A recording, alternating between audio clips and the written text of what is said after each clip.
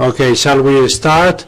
Secretary of State of Telecommunications, General Manager of Public Affairs and Regulation in Telefónica. Dear colleagues, welcome to this space of culture and knowledge. We are going to present the report, the level playing field that we have drafted together with the Polytechnic University of Madrid. A level playing field, that's a concept applied to the regulatory framework that should be applicable among all companies that are part in the global network and what Internet has become, and which entails putting an end to the asymmetric regulation of the principles that we have available in order to protect appropriately the users' rights and to safeguard fair competition between the different agents that are active in this new environment of the Internet. We are going to talk about all this during the next couple of hours, more or less, including a roundtable which will be moderated by Christopher Sticht, who is Public Policy Director at Telefónica, together with a group of experts. The book, you can download it from our webpage at Fundación Telefónica, and you will also be able to collect a copy at the end of this couple of hours. I turn the floor over to Mr. Carlos López Blanco. Good afternoon, everyone, and thank you very much for being here. I would like to thank in particular Victor Calvo Sotelo, the Secretary of State, with whom I have to start by apologizing because we haven't been polite enough. We say that it's acting, we said acting Secretary of State, and that's only for the ministers and for the Prime Minister. He is fully imbued with all his attributions and powers. Telefónica Foundation, as many of you know, has a vocation to contribute to the analysis and the thorough and deep analysis, not only superficial, of the topics that concern the telecommunications sector. And the topics that concern the telecommunications have all to do with digital economy.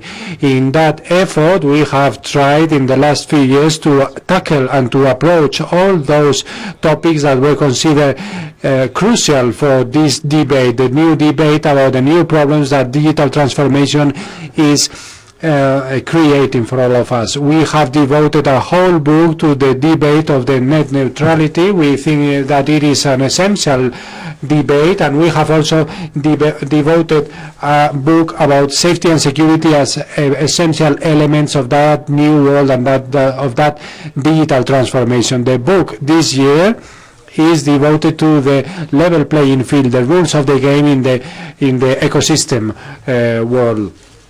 Why a book about the level playing field, about this topic?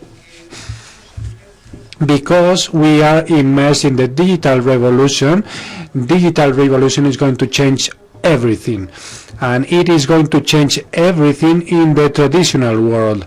That is the main piece of news that we are facing right now.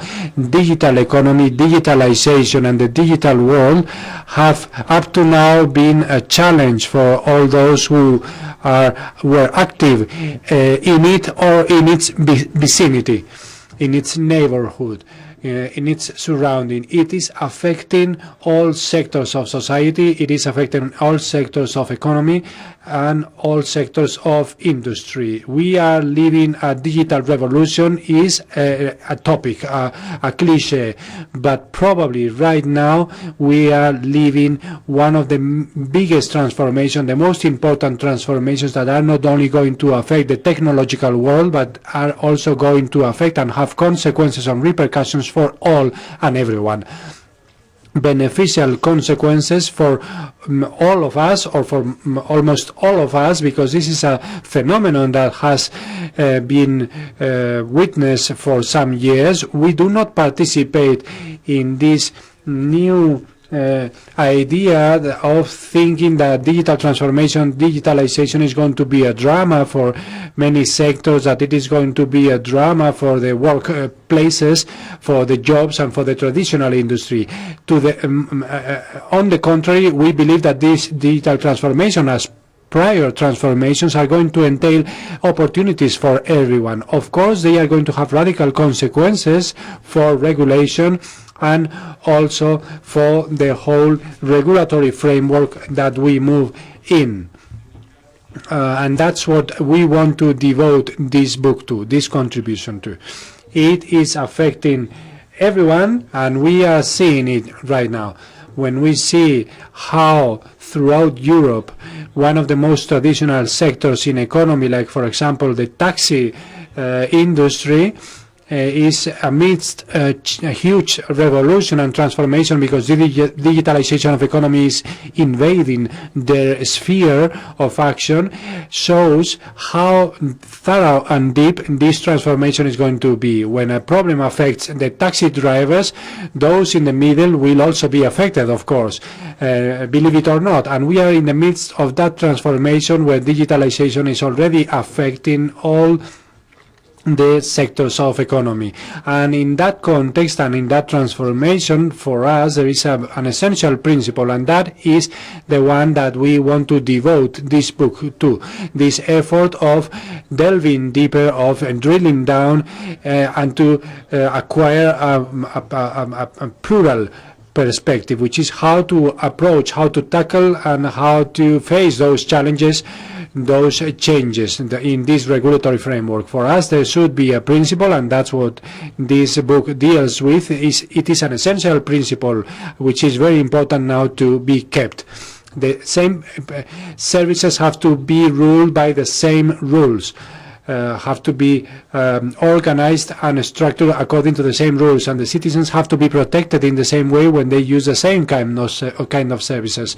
This is the effort or the aim or the spirit of this book, that wants to tackle this topic with a first difficulty, which is to choose the title in Spanish. And that has been one of the main efforts for the writers of the book. I would like to thank Jorge and the Polytechnic University, because one of the main difficulties, one of the first difficulties, is how to give a title in Spanish. In the end, I think that the solutions have been quite reasonable, the rules of the game in the digital ecosystem. And for those who didn't know what this was about, we just gave the title in English as well, Level Playing Field. The fundamental principles are the protection of the user rights, the right to competition, the rules and tax treatment, privacy, and safety and security, which is one of the recurrent topics in all this environment, which is identical or similar services that are used by our users, by our citizens, and sometimes they are indistinguishable, and they are subject to different rules, and to sometimes rules that determine different frameworks for obligations, which are just asymmetric. And this is based on a regulation that comes from the 1990s and that we believe is necessary to redefine now. This regulation is based on the determination of the scope of its regulation, either in technology or in the condition of the lender. The regulation has to be approached or has to be addressed. We have to define the new concept, which is now obsolete, of electronic communications. And there are three options: either applying the concept of electronic communications to everyone, or not apply to anyone, or redefine the concept and adapt it to the reality of the digital world.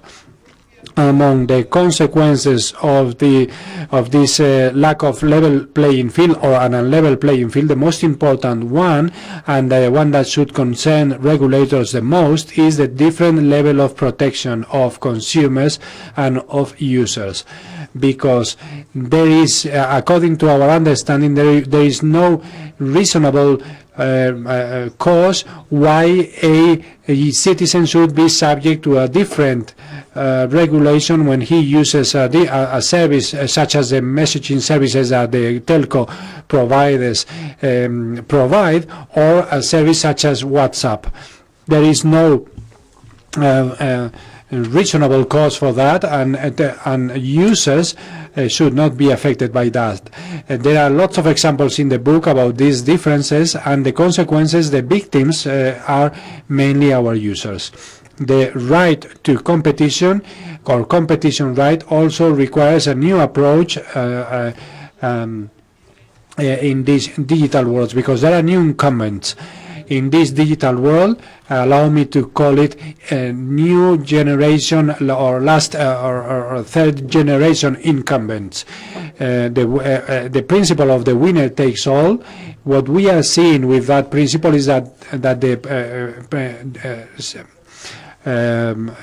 dominion on the part of some of the actors is too big. We see market shares of 80 or 90, 97% of one or two operators, one or two OBs, and that's something that the regulators should bear in mind. The extraterritoriality that is a consequence of the globality of services is another one of the problems that we think is is apparent in this new world of digital and this new digital environment, with one characteristic, which is that there is only one national law that has capacity, which is the American law. And we think that it is necessary that in Europe, in Latin America, and in other regions of the world, they start to tackle, from the point of view of the interests of each of those industries, that they start to tackle these kind of problems. And that's why we believe that the digital market, the single digital market in Europe and in Latin America, is an essential step. Privacy and safety and security are also fundamental elements, and there is no need for further explanation, just to tell you that the telco operators have a specific regulation for data protection that is imposed upon us and not upon anyone else, upon any other economic agents that also play a role and that compete with us. And our users are using those services without even being aware of the differences that they have with ours. And the last aspect that is approached by this or addressed by this book is the tax treatment. This is a topic that is now being dealt with, and some might think that the telco companies have tax policies that try to minimize the tax burden, and that's for sure, because it's a responsibility that we all have vis-a-vis our shareholders and our P&L account. The telco companies do not design their strategies based on tax reasons, and there are other companies that do base their strategies on tax considerations. The solution to all these problems is quite complex, and some of them have been pointed out in the book that I recommend you read. But for us, they have to come to stem from two main principles. On the one hand, the protection of the users, the protection of the consumers has to be a fundamental element in the approach regarding the regulatory consequences of the digital world. And secondly, we believe that the other pillar, the other leg of this problem has to come through a reduction of the regulatory burdens that are imposed on the digital world. We do not want others to be regulated. We want everyone to be regulated according to the same rules. We also would be subject to the same rules. And allow me to finish off with a reflection. This problem of the level playing field, this problem of the asymmetry of the rules of the game, is a regulatory problem. It is a political problem, and it is also a strategic problem for the future of Europe, for the future of Latin America, and for the other regions of the world, because nowadays we are living a delusion, which is the difference between the digital world and the real world. and that barrier is disappearing. And in a few years' time, there's not going to be any differentiation between the real world and the digital world, because both of them are going to be the same. And so we have a challenge ahead of us, which is to know what rules we want to continue to be applied in both of them, because many of the problems that are posed by the digital world are not new at all, are problems that have been already solved some time ago. What we have to understand is how we should apply those rules and those regulations to the digital world. And if we are not able to do that right now, what we might find in 10 years' time or in 15 years' time is a new world which is not real or digital, a single world without rules or with rules that have been written by someone else. That is a reflection that we would like to elicit in all of you with this book. And with that comment, I turn the floor over to the speakers that are going to take part in the round table, and I hope that the participants, the speakers, are going to contribute and to shed some light on all these challenges that I have just mentioned. Thank you very much.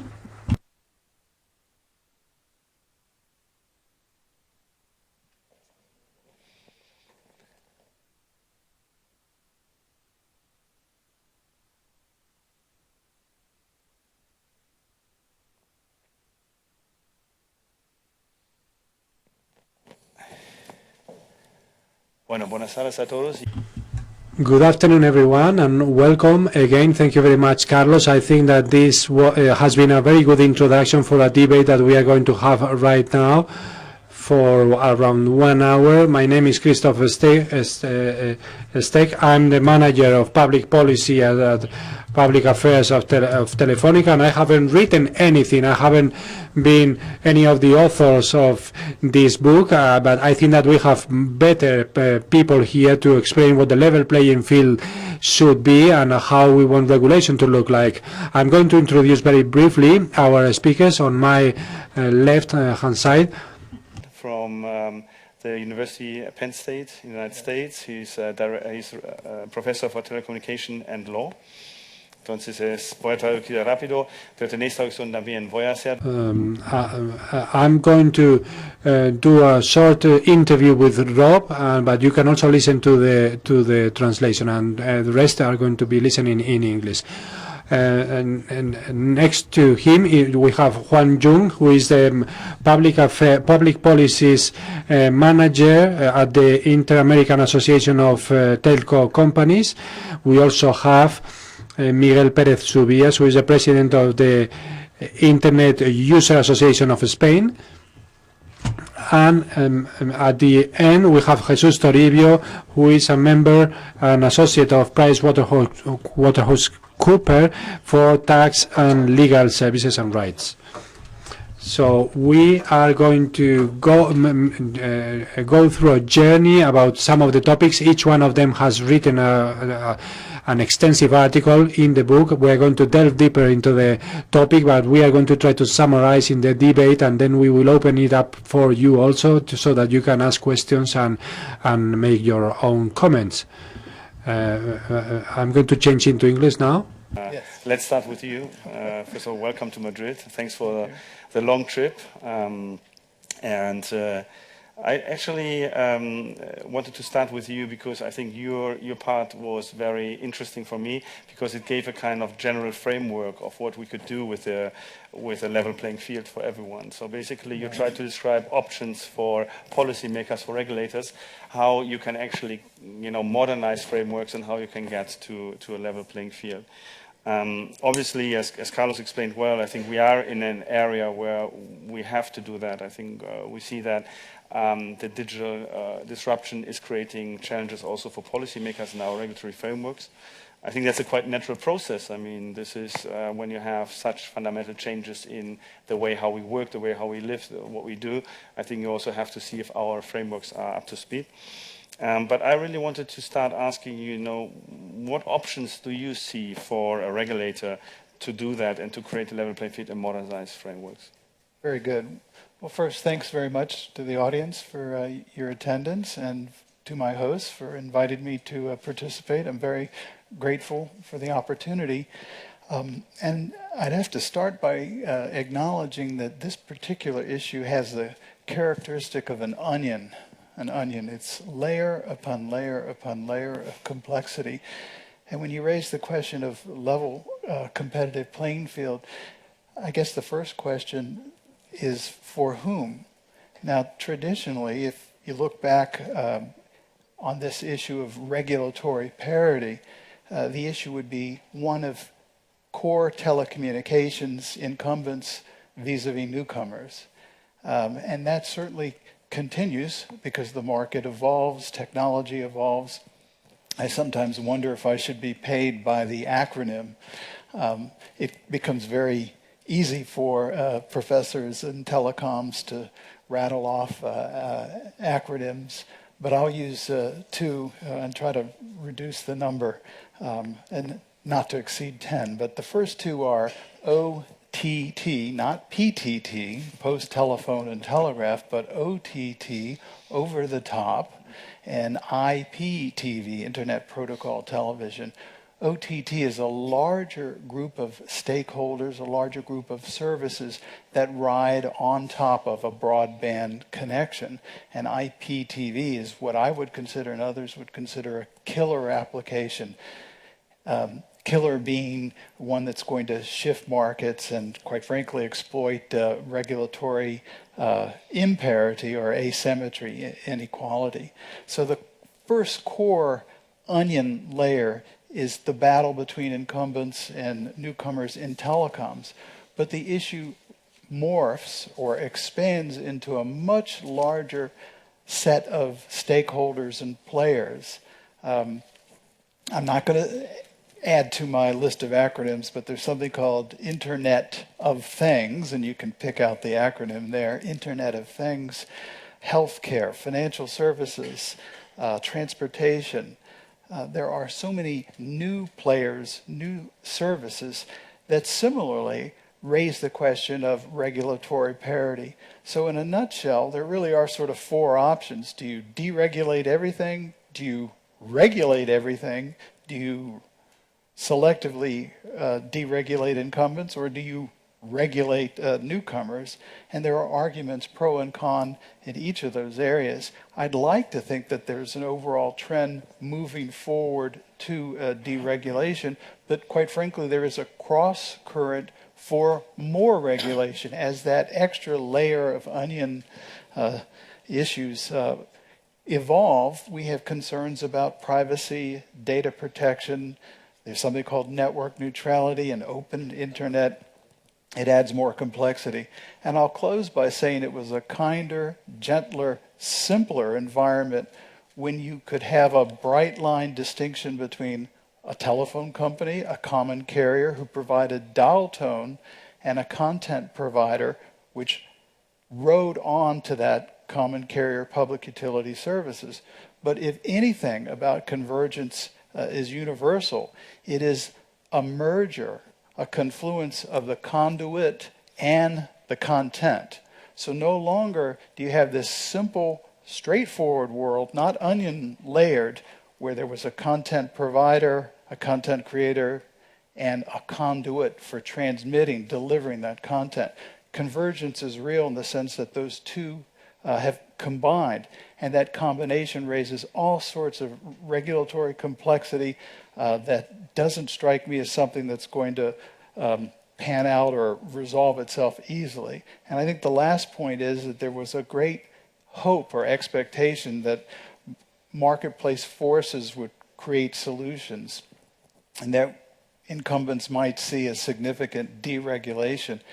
I think there will be a change in regulation, and there will be a move for greater reliance on marketplace forces, but there are other cross currents that really work against a completely deregulated environment. So, as the Japanese say, may you live in, or the Chinese say, may you live in interesting times. It's going to be an interesting, dynamic, confusing time where this sort of dichotomy of regulate, deregulate won't be as clear and as robust as one might have hoped or expected.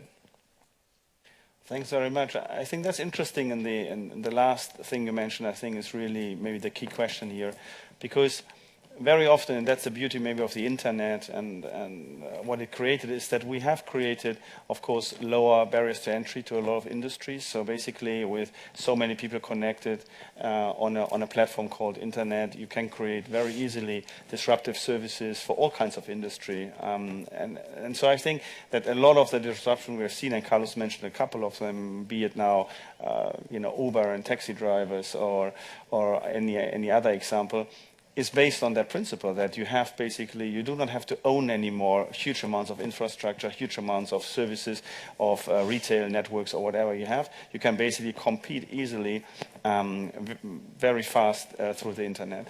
So I would wonder, I mean, that's actually from a consumer perspective a very positive scenario, because actually it gives more choice. It gives more competition into markets. So why is it then that you believe that the deregulation is so complicated for regulators and policymakers to assume, when you believe that, and you start from the idea that you have more competition in markets? I mean, regulation was created basically when there's not enough competition. So what is the underlying problem here? That's a very good question, and I think that regulators, try as they may, are fighting against an evolving system that becomes more complicated, more technological complication.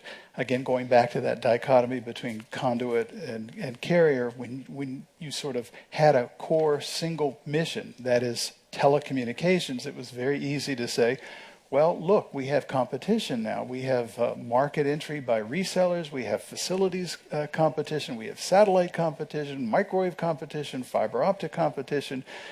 And these entrants aren't as heavily regulated, if at all. Deregulate us or regulate them. That's a very simple, straightforward formula, and it's a formula for success, and it's a formula that makes sense. But what has happened also as we move into this digital economy, with this ease of market entry, you have all sorts of new stakeholders and new problems in the conversation that I'm sure we're going to migrate to in terms of financial services. You look at a company like Google or WhatsApp, they may have no employees whatsoever in Spain. Mm-hmm. The server may be in Ireland or Latvia or somewhere. Yet they have a significant impact on advertising. Their double-sided market may or may not accrue benefits to consumers. There's a phrase in the United States that may have made its way over here as well called the gig, G-I-G, and that's not an acronym, the gig economy. There's no job security when you're working on a sort of piece-by-piece basis. Yes, there are ways to enhance consumer welfare, lower taxi costs, more frequent and available taxi service. But in terms of the providers of transportation, they have no job security and no certainty. So unfortunately, the sort of simple concept of deregulation in light of marketplace entry has now morphed into a much more complicated process where there are, like I said, many more stakeholders and many more concerns: national security, privacy, data protection, you name it. So if you look at something like network neutrality, which we can get into at depth if you'd like, that really is a cross current which seeks more regulation at a time when you would think there'd be less regulation in light of market entry. It's counterintuitive. Interesting. Let's take a second with the United States, because we in Europe, I mean, we tend to look to the United States also to get inspiration for what we can do. And actually, I mean, we always, as companies, were positively surprised by the light touch regime you have in the United States around a lot of these issues, and the deregulatory, if you want so, scheme. Is that still the case? What do you think? I mean, how will the level playing field be created in the United States? How do you see developments there?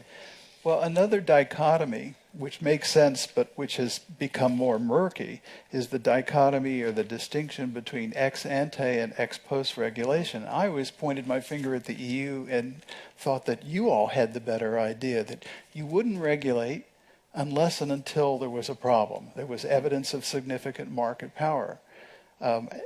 We, in the United States and many other countries, seem to persist with ex ante regulation, basically assuming there's going to be a problem and creating a regulatory regime in anticipation of that problem. So I would point to the EU and say, well, you know, you've got a better system.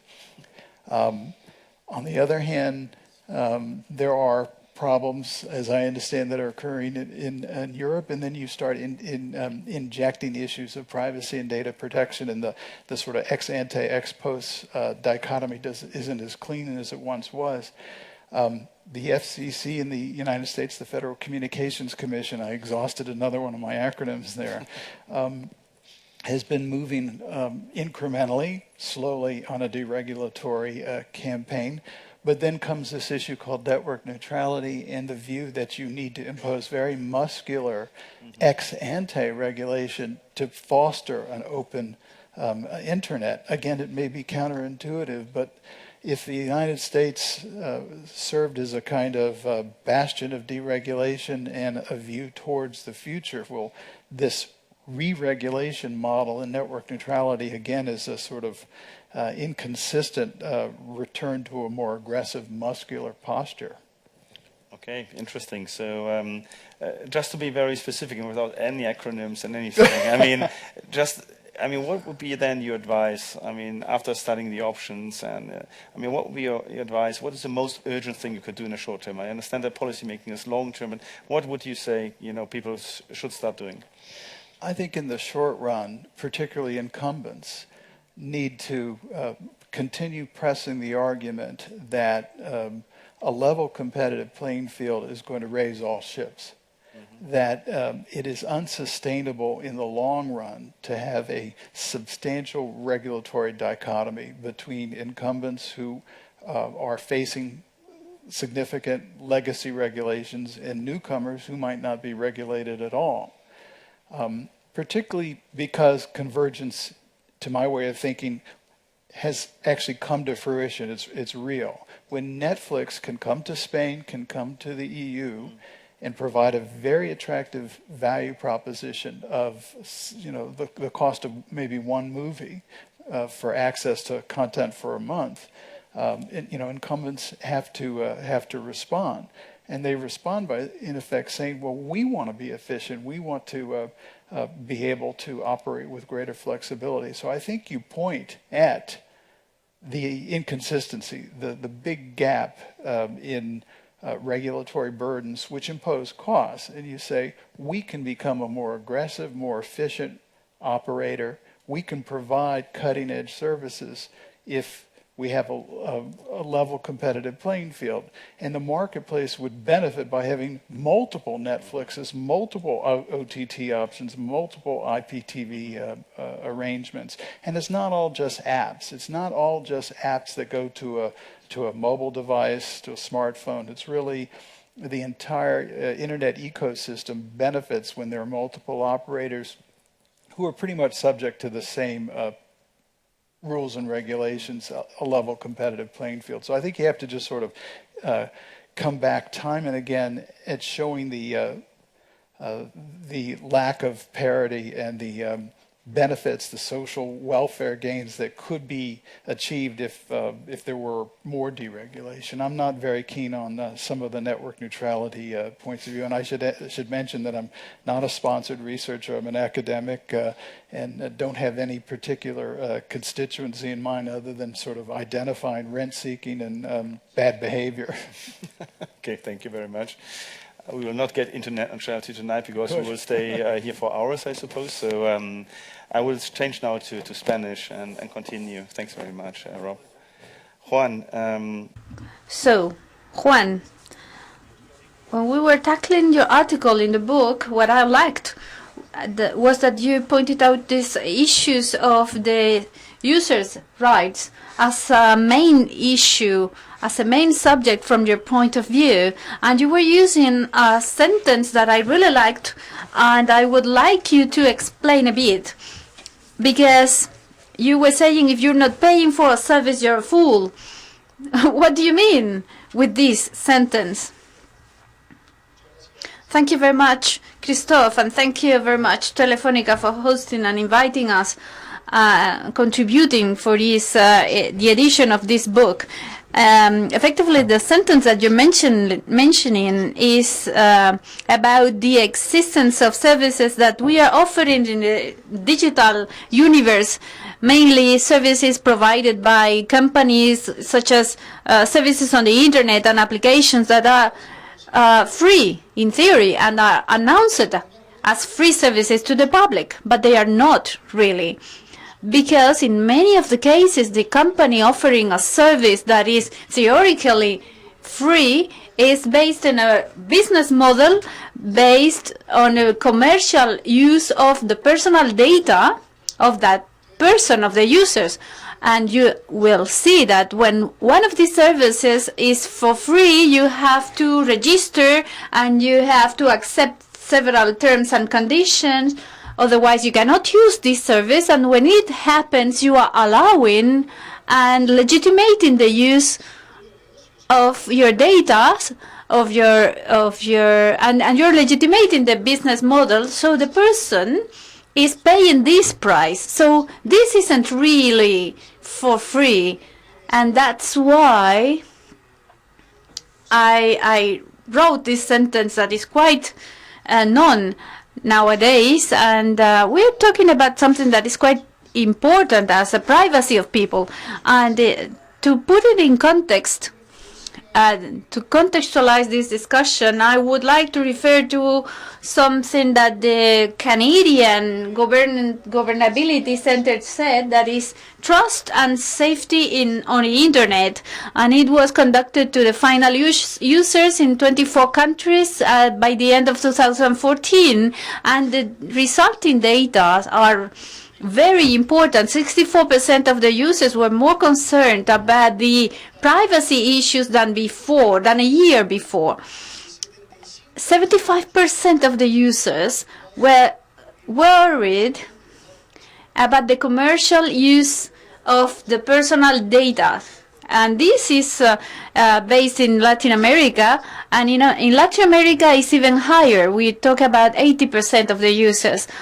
So, what's the potential and the potential damage to the digital ecosystem and to the development of this ecosystem, this worried, this concern of the users and the way they use the internet and the services on the internet is this.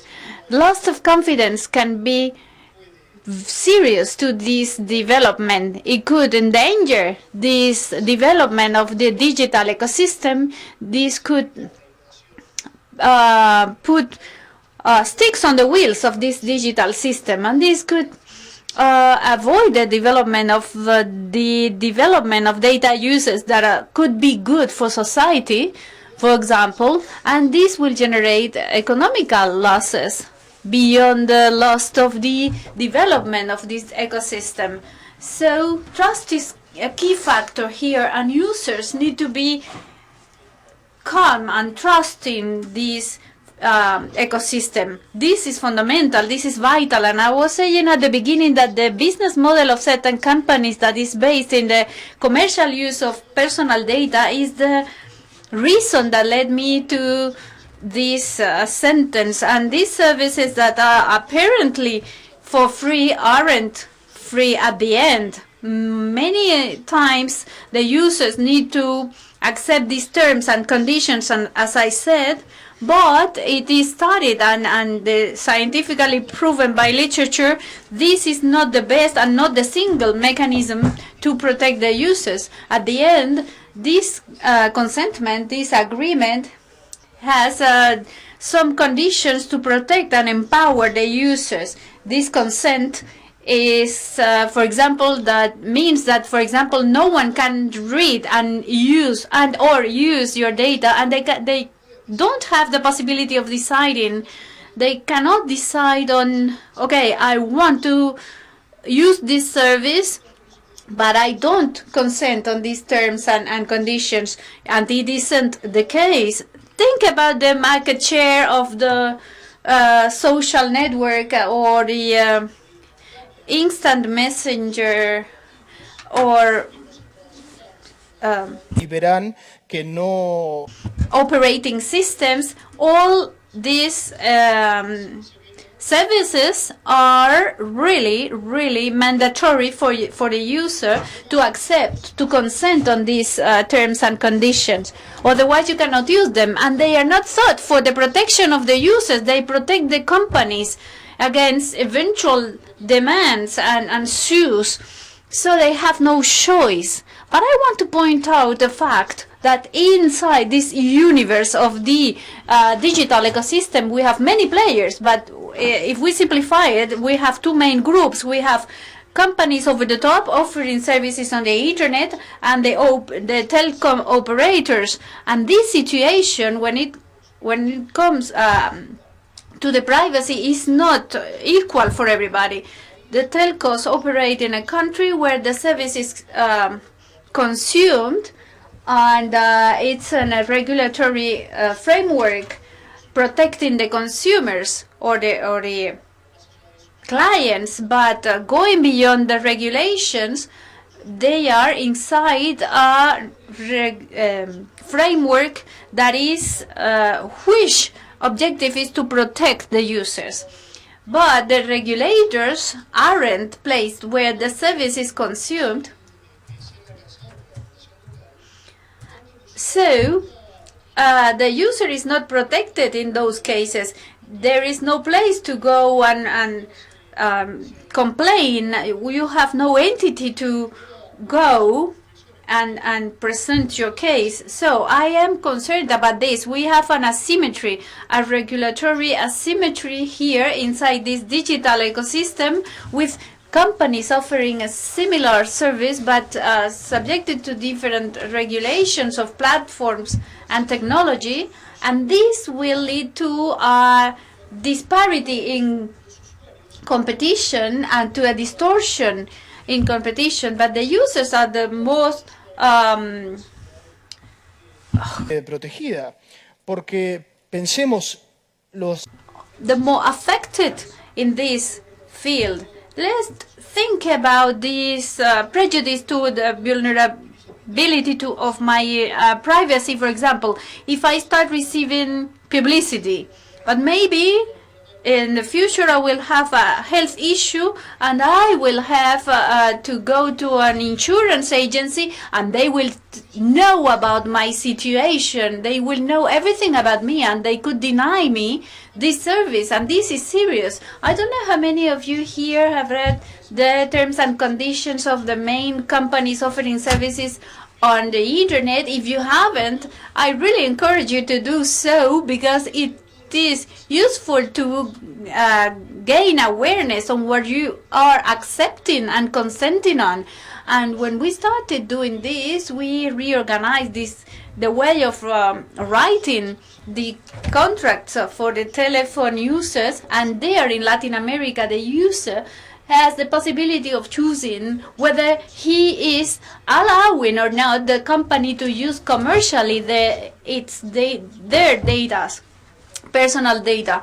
So it is legitimate if the user is providing it his or her consent, and if he or her has the possibility to demand for the opposite, for the company not using that information. So this is where we start thinking about this level playing field, that is the title of this book, and where we are talking mainly about privacy. Users are using each time more these services on the internet. We are talking about this WhatsApp or SMS battle, or real telephone calls and Skype calls and voice IP services, and then we could start thinking about this privacy. Netflix is substituting the old-fashioned TV, and we have a very interesting situation in Colombia where we have more than one substitute. But then going back to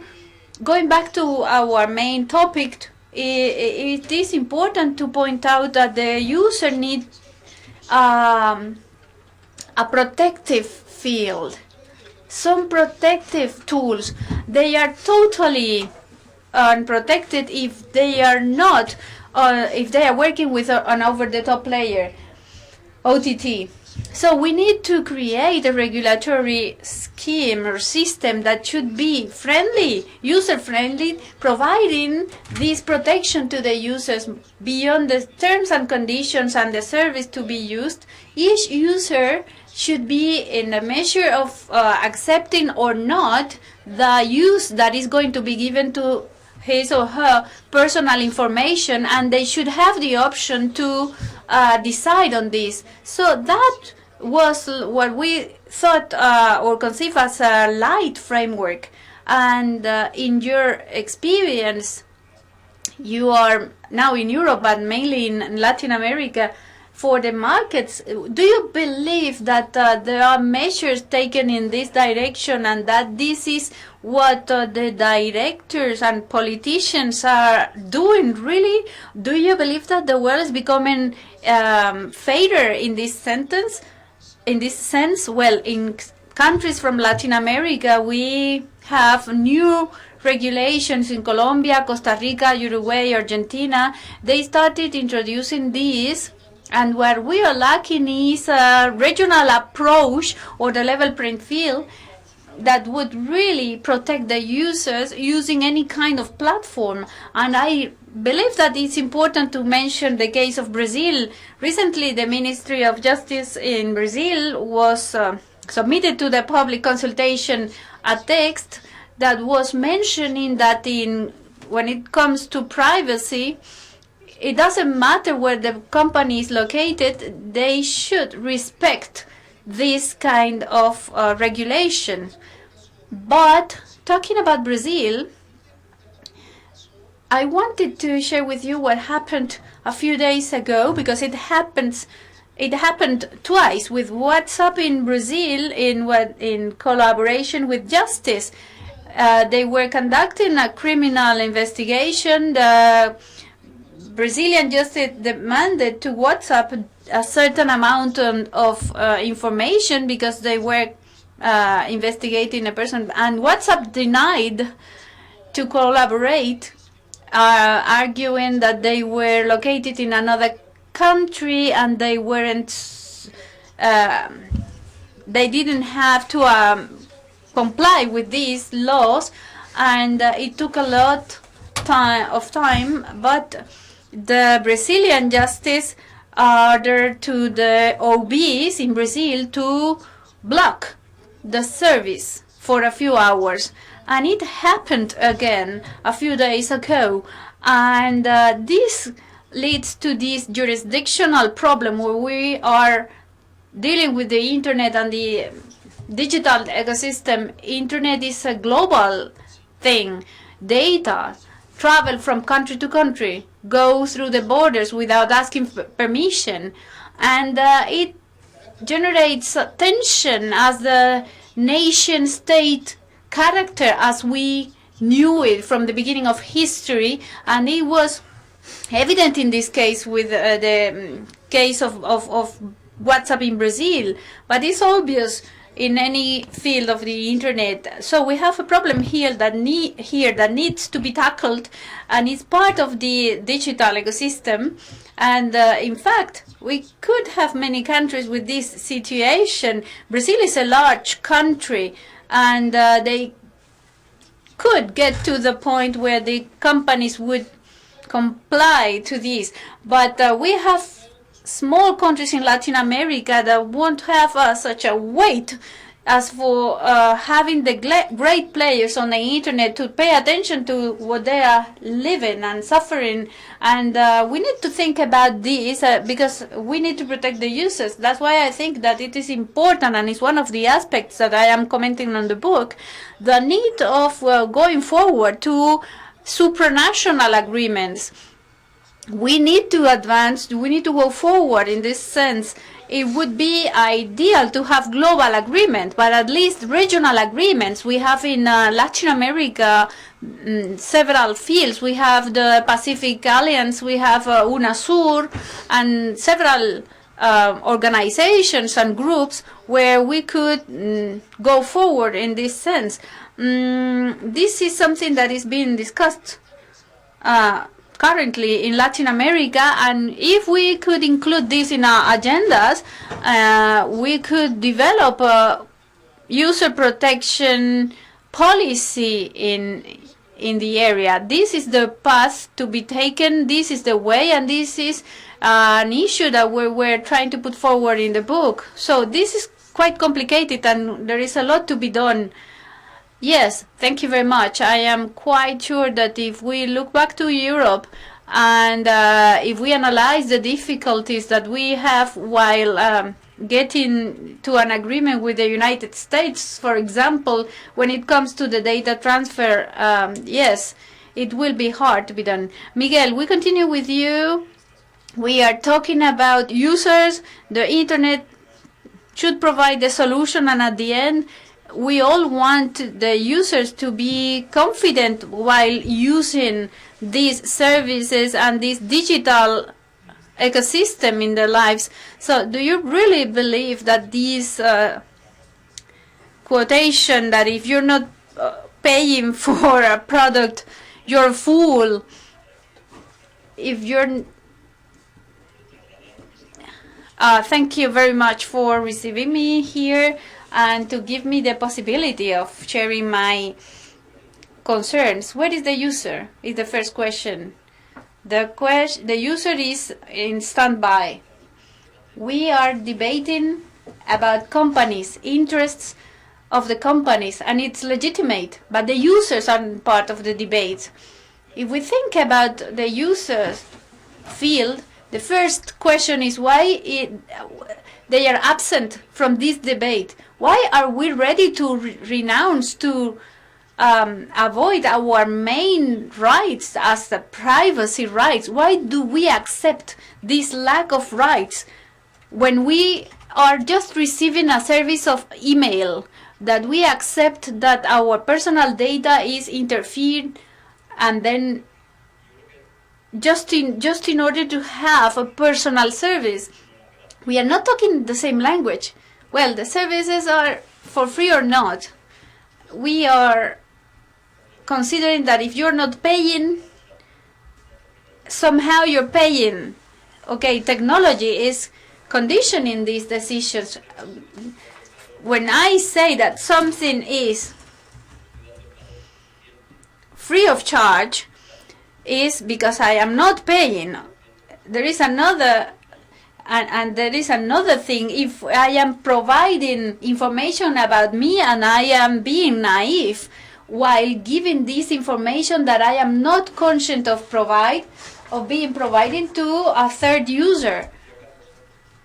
And Carlos was saying in his presentation that digital and real world won't be different in the future. Imagine that each time you enter a store and a building, you should accept terms and conditions. This is ridiculous. Why? Why should we accept this kind of conditions if we want to use this service? Because we want to protect the companies that are providing these services, and they want to be protected. But imagine that each time you take a taxi, you have to accept these terms and conditions. Okay, the taxi driver would tell you, okay, we might have an accident. Please sign the terms and conditions paper. We are being exaggerated. We are not protecting the user. We are protecting the companies, and we are always doing the same. We are not peer. What should the companies do? No. Let's think the opposite of the phenomenon. We should think about the user. What is the user? Are we thinking about them? Are we protecting them? So my first question should be, and is, let's put the user at the center of this problem. In the center, because we are there is not a good approach on this. We have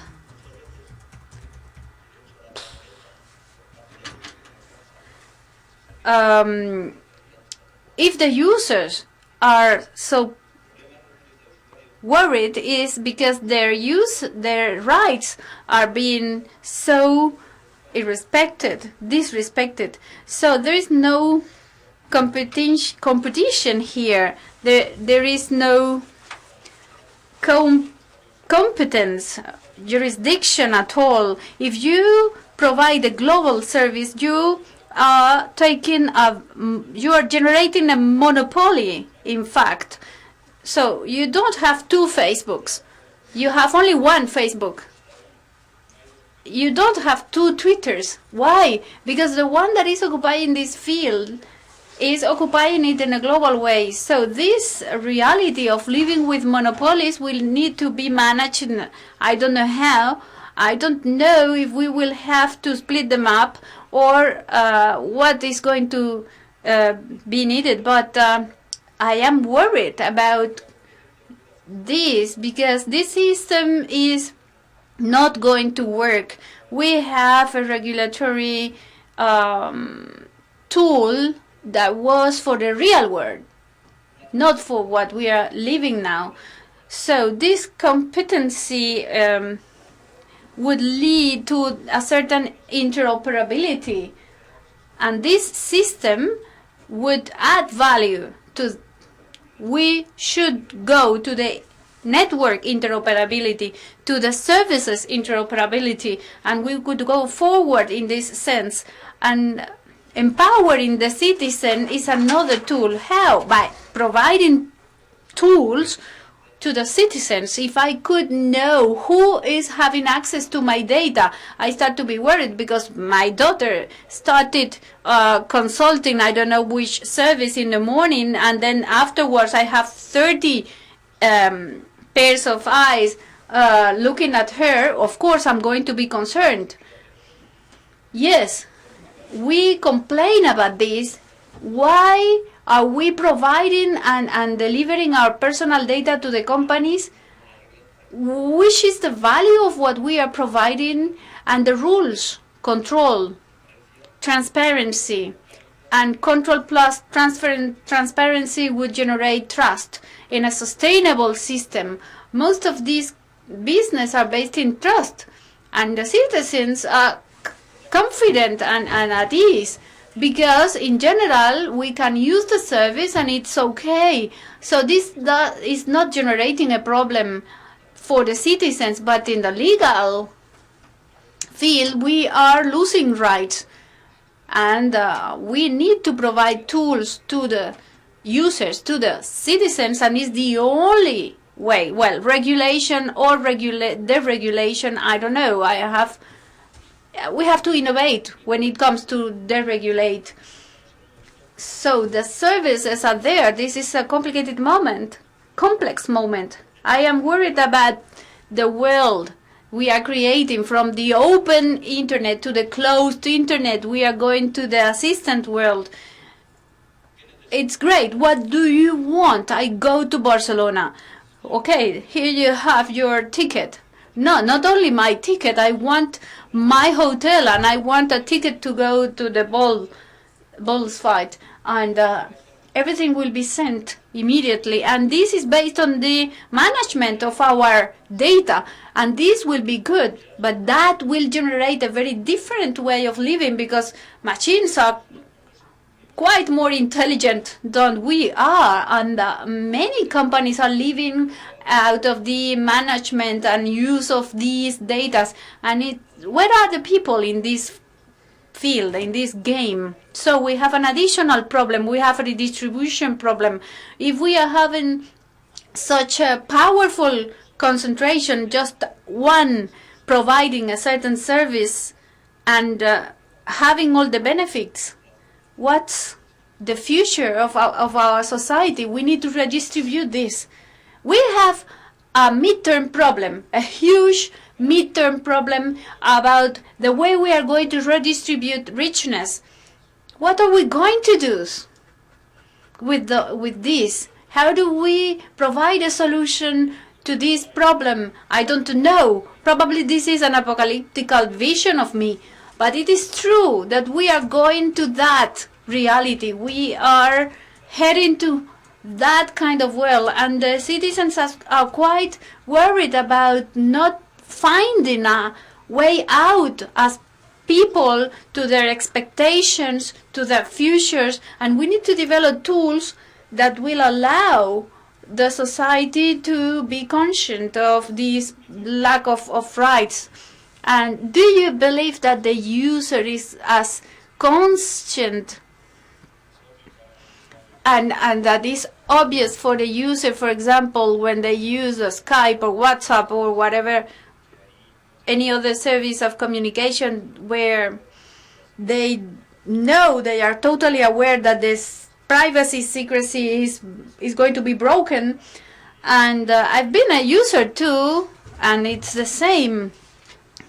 I entail that automatically whenever I am using a service, as you were saying, entering a store or taking a taxi will entail to the same thing. So do you really believe that the users are conscious of this? No, it's inconscient. They are not aware of doing that. That's why they are happy. I know that I can have access to a lot of services that are free of charge. I don't have to pay for that. So I am happy just because I am not aware of what I am accepting. It's as if I had, I don't know, a taxi service that I could have free of charge, and the taxi driver will take me wherever I want and even give me the newspaper. I would be glad because it's free. It would be free of charge. Yeah, but they are taking all your information. Yes, but it's free of charge. And in the measure where there is no cataclysmical and there is no chaotic blast of trust, it's going to be okay. So where is the turning point when we have problems? And then you say, okay, it's true. Meanwhile, the user is on standby, and we need the user to play this main role that he should play. So transparency and transparency is quite important. Another important factor is to have the choice, to be able to decide if you accept or you don't accept these conditions. So, do you believe that rules, a change in rules would be useful, for example, in privacy field or in other aspects in this horizontal world of services, or in the industrial world?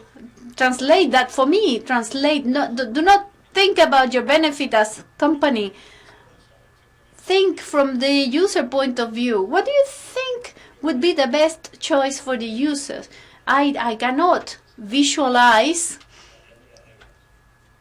if the user would think that changing the rules would empower him. Maybe we would include this in the book. It's obvious that if we are not including this, it's because the user is not interested at all. It means that the new players that are providing socially to this ecosystem are perceived as a benefit and not as a menace. Y es verdad que hay muchas cosas en juego y hay muchos intereses, pero... And with this state of mind, we need to think that from the user's point of view, all the technological advances are perceived as a benefit, not as a menace. So they don't fight that. They just welcome the new services to come because they are not visualizing the challenges, mid and long term. Nos planteamos, oye, cuidado, y esto será también por culpa de... It is maybe the fault of the internet. Maybe it is the internet that is. And then the user think about the menaces of the internet. Very well. Jesus.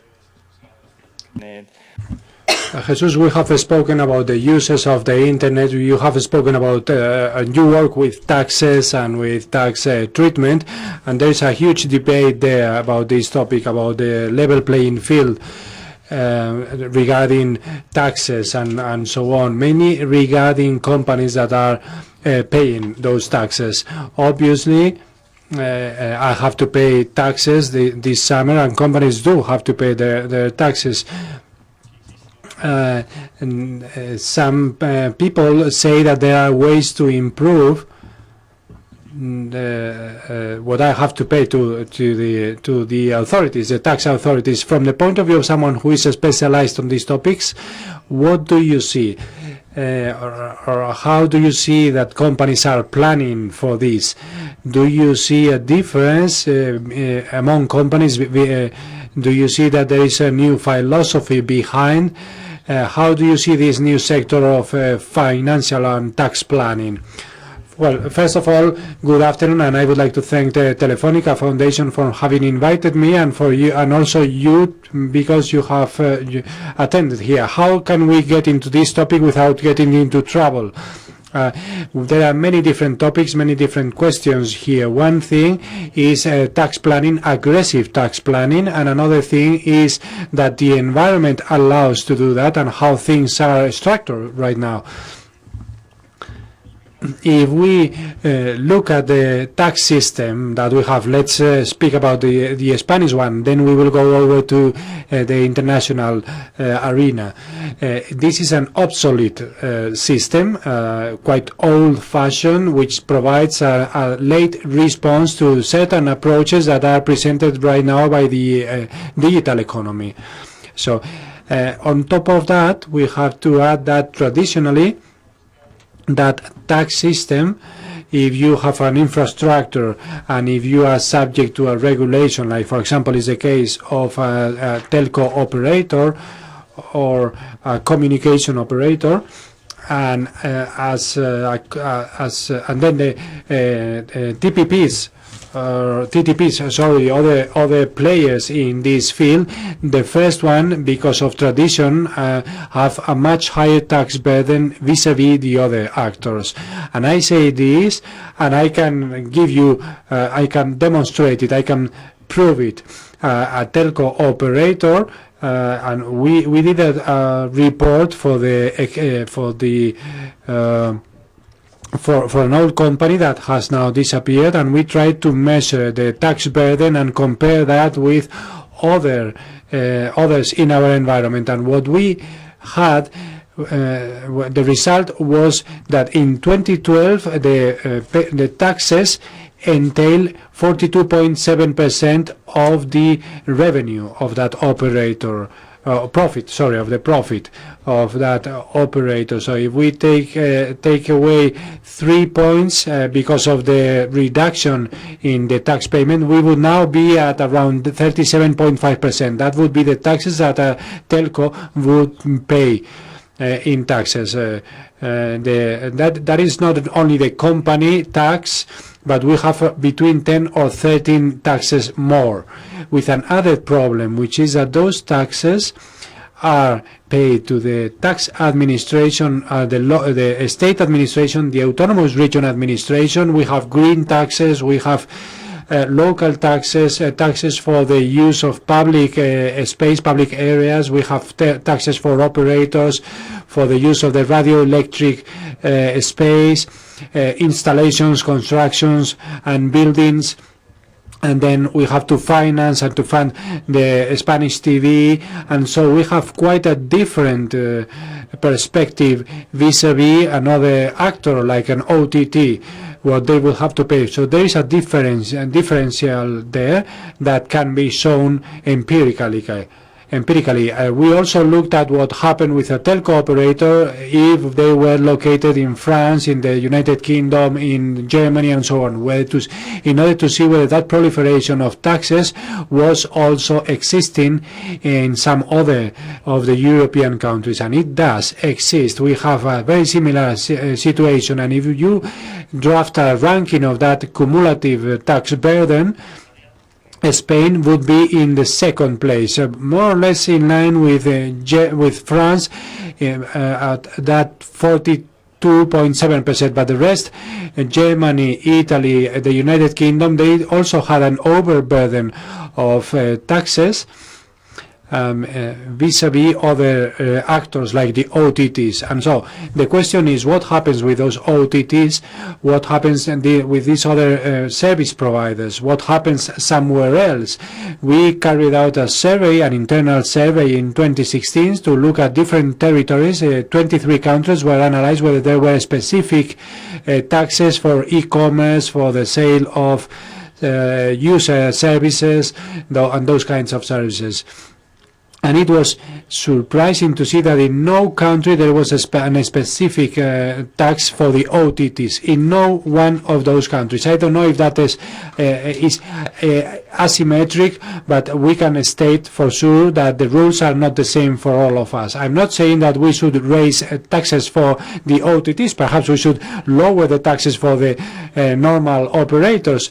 But then if we go to the international arena and international relations, we have quite a mess here, because we have exactly the same problem. The Spanish tax system, is it prepared for this? No. The international systems, which are based on the convention model of the OCDE, are they all prepared? No, either. And so at a certain point in time, the G20 says we have to solve this problem. We are talking about 2012. The G20 addresses the OCDE and they commission them to draft something so that they can solve all the problems with the international tax burden. And so we have aggressive tax strategies, which might be used by an OTT, but also by others, and I'm not going to get into that. That possibility exists. But what is also true is that the challenges of the digital economy do not have a solution in the present model. From that commission, the OCDE starts working they create working groups, and they say we are going to establish a schedule, a calendar to apply measures to do that, and the result is a plan which is very fashionable right now, and which is the BEPS plan, base solution on profit shifting, which basically means when a multinational is operating in several different territories at the same time, we have to analyze the value chains, and that taxes are paid in every territory for those value chains. What we cannot allow is them to pay all of them in one single place, or not pay them at all. So there are 15 measures, specific measures that have been drafted. And number one measure is, if you are interested, is a document which is now underway, but which occupies 250 pages. So it starts to have some weight, and it talks about the challenges of the digital economy in terms of tax strategy. So it more or less entails that new paradigms are going to be created, and new models will have to be created different from those that the OCDE has. And now there's another document which talks about transfer pricing, and they also analyze how we can solve this problem. And do you think that it's going to be enough? The OCDE, are they going to be adopted by the G20? Do you think that that's going to happen? I don't know. Part of the solution, BEPS solution, are already included in the legislation of some countries. Spain has adopted some of them. The general tax law had reformed the companies' tax. But apart from the OCDE, we have to organize ourselves in Europe. We have to, we may have a control tower there in Europe, but we also have our aviation, our own airport, and so we have to look for solutions also here, and we also have to structure it all in Europe. But if there are no clear mechanisms and robust mechanisms for information exchange among countries, I don't think that we are going to reach any of our aims.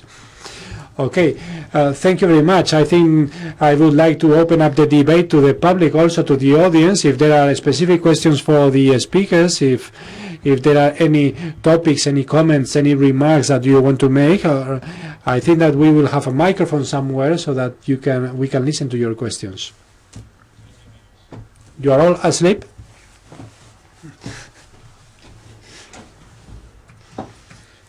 No questions? Everything is very clear? It's too dangerous. Well, there is one question there, Juan Luis.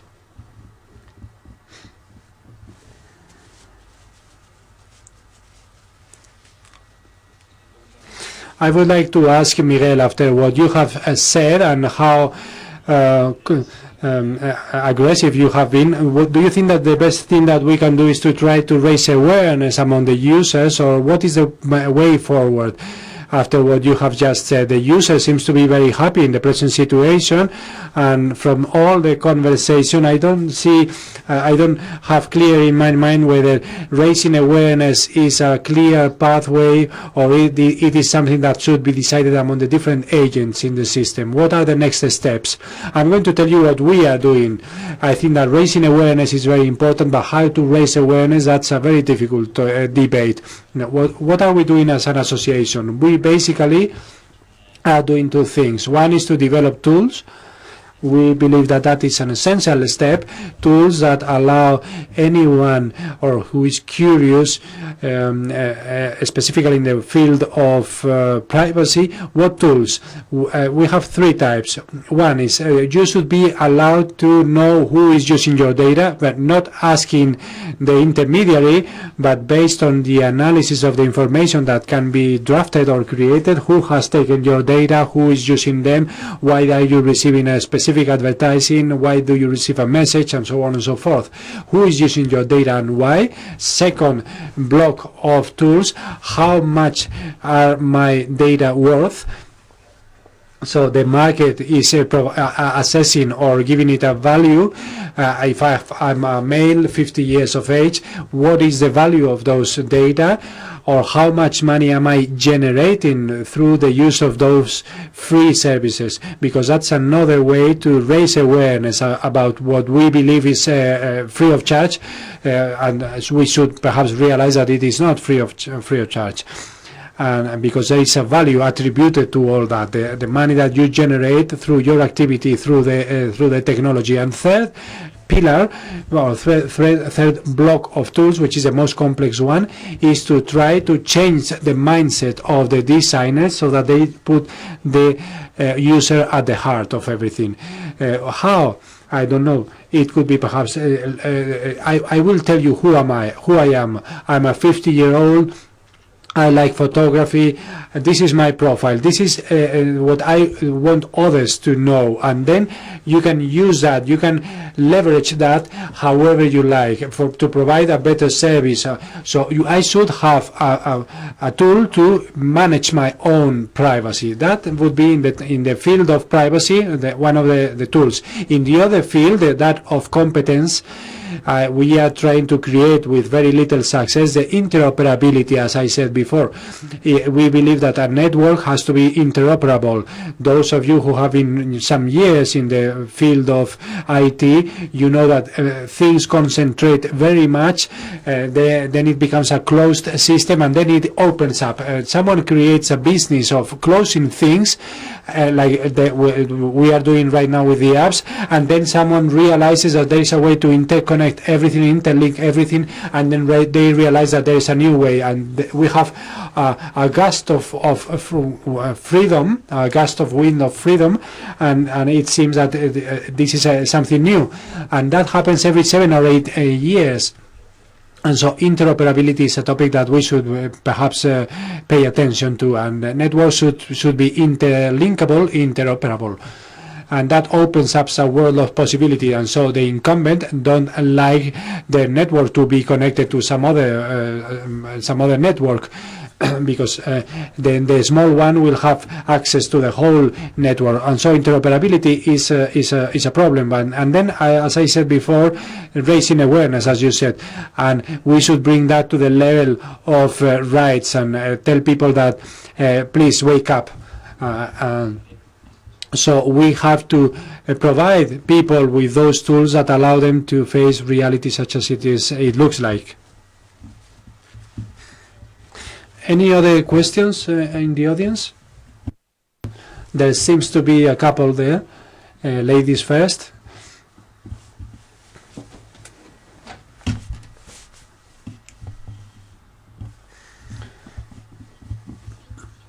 I don't know who could answer this question. I work in the in Ecuador in the regulatory environment. You as representatives of the companies, what is the option? What is the idea that you could give to the regulator so that we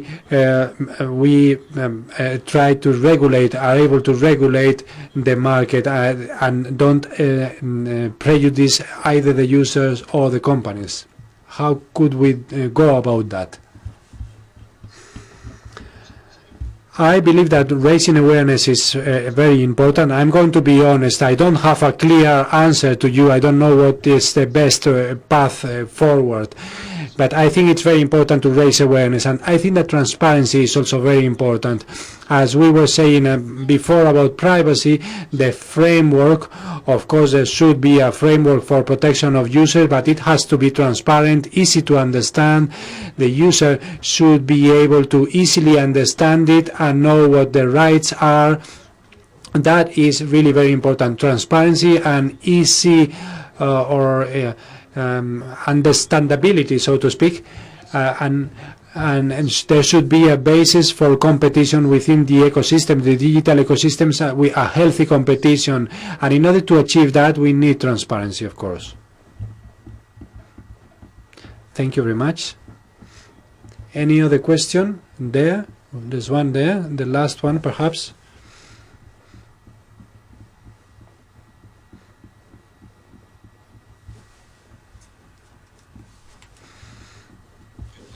I'm sorry, but Gonzalo wanted to speak as well. Go ahead, go ahead.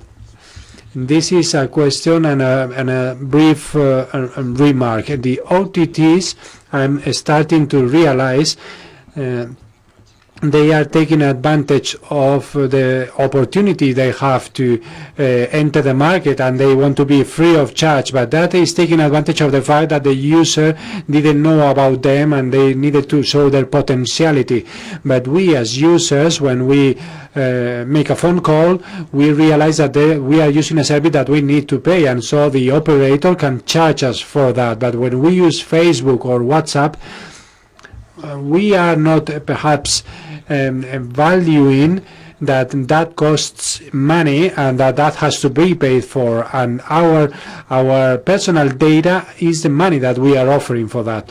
But the user, we have to educate the users from the beginning for him to understand that if you use something that costs money.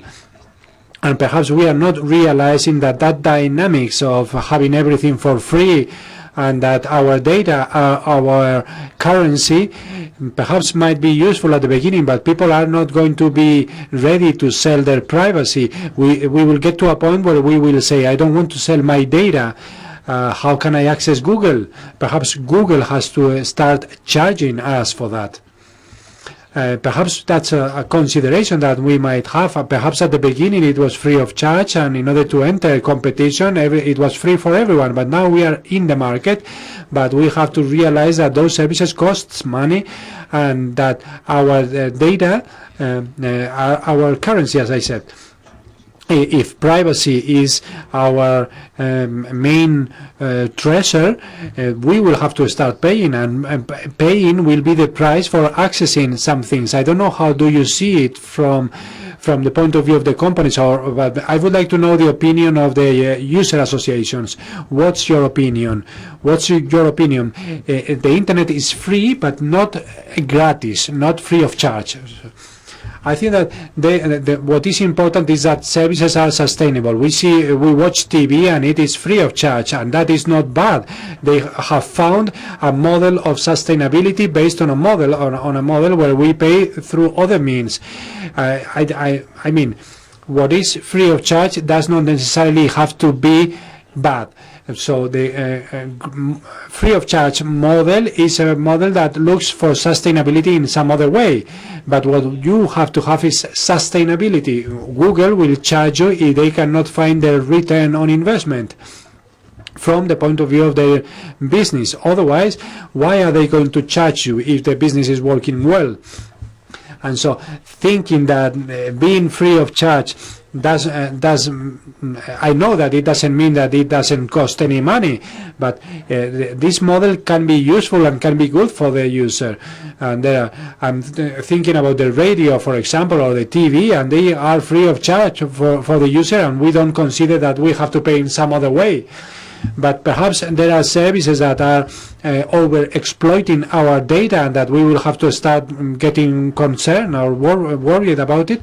That's something that we have to realize as well.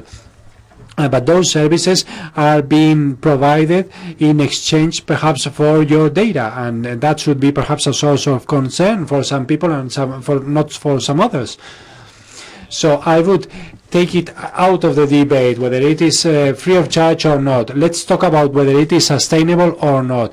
Let's let everyone design the business model such as they would like to have it. What changes with the internet is that these services have entered the market very powerfully, and they put their bet and they conquer the market. And now they have had a different model for the birth, but the reality that we have right now is that I think it's positively valued by the users, the free of charge character of the internet. Of course, it is changing the economy, but I don't see free of charge as something as a con, not as a pro. And what we should consider is whether what we are giving in exchange is enough for us or not, whether we are satisfied or not. If you ask the users, they won't complain about having it free of charge. Okay, thank you very much. I think that with this we can call it a day. We are going to close the debate. I'm from Germany, and we have to respect the schedule. So let's close the meeting. Let's give a round of applause to the speakers.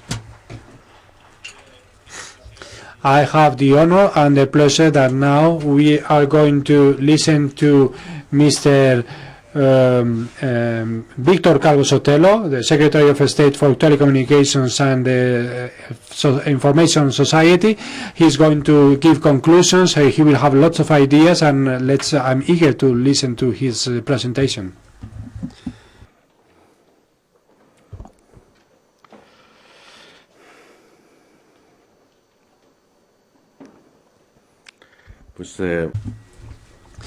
Good afternoon, everyone. I would like to start by thanking Fundación Telefónica for their invitation, but now I've been told that I have to say that something interesting. I came to this event and I was willing to listen what people was going to say. Sometimes I just arrive for the closure and it's really quite boring. So I was eager to listen to your words. To Mr. López Blanco has acknowledged that we are. It's only the government that is acting. We are also acting, but we are also we have our own powers. We have a ministry. A Council of Ministers in Brussels, and we are perhaps going to talk about many of the things that you have discussed today, but what we have on the table is the legacy of the prior Commission, and we should be closing some other topics, but everything that you have discussed is now quite lively on the table at the European Commission. We are in the consultation stage and drafting the same draft pieces of legislation. But I have taken a few notes that perhaps are a bit chaotic, but I would like to make reference to some of the things that have been said here. starting by the positive side of it. As Robert said, that we are living in interesting time. Of course, we have been lucky, perhaps too interesting, the times that we are living, and they are very interesting. And I also agree with Carlos López Blanco when he said that this is a revolution, but it is a good revolution. I think that it is important sometimes when we talk about this kind of topic also to emphasize that we of course have to solve the problems, and that's what we have to devote most of our time, but as a whole, I think that everything is very positive. New technologies, the internet, the new networks open up huge possibilities for improvement of countries and of people. And we, in some sense, there is an article on the ABC of Geese of Man discussing that this commonplace, this cliche that says that the youngsters are going to live in a much worse world than their parents, that is not true. They are going to have much better products, they are going to have access.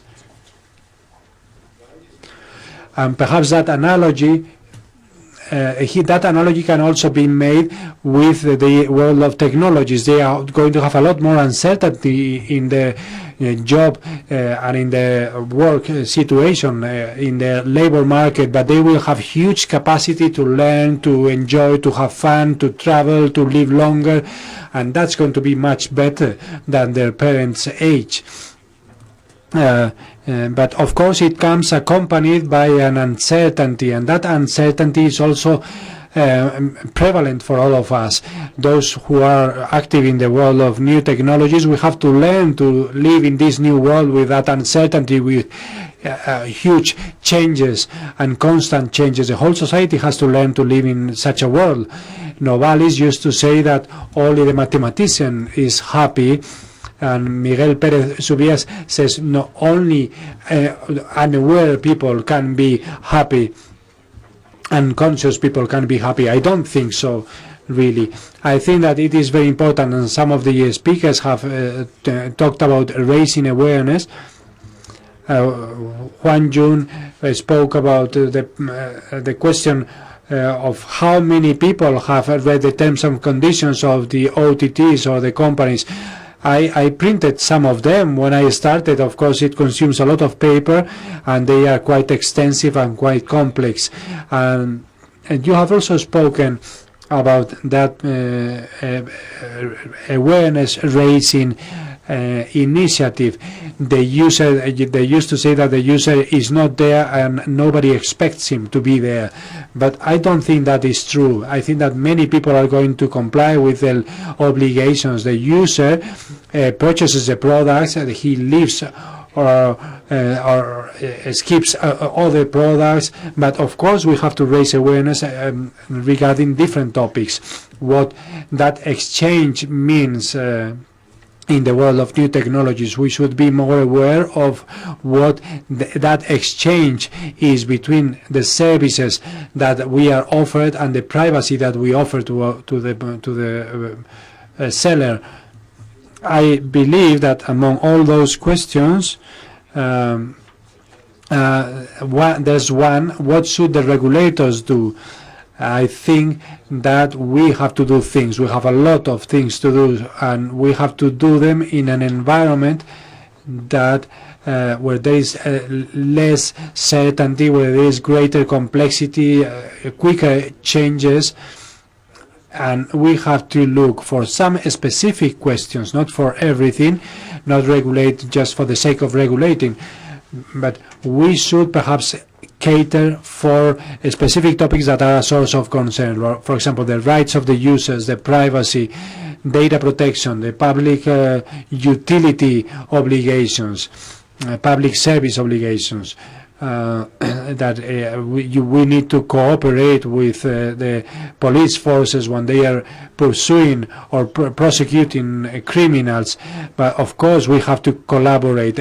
Tax considerations, of course there are new problems that are emerging in order to collect the taxes.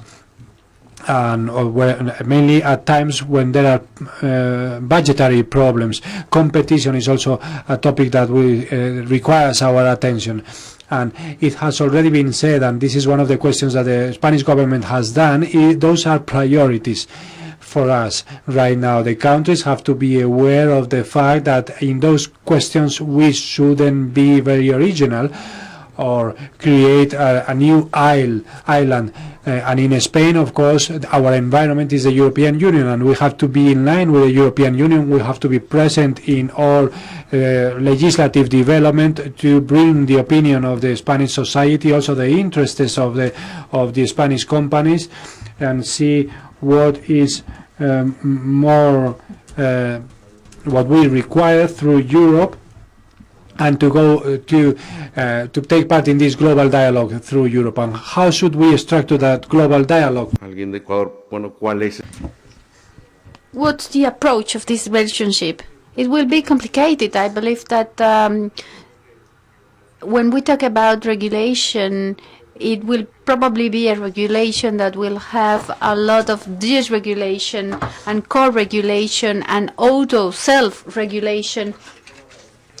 In a similar way as the governability on the internet will be a field, as we call it in the governability in internet, multi-stakeholders, and we will include flexibility, enough flexibility as to adapt to a changing reality.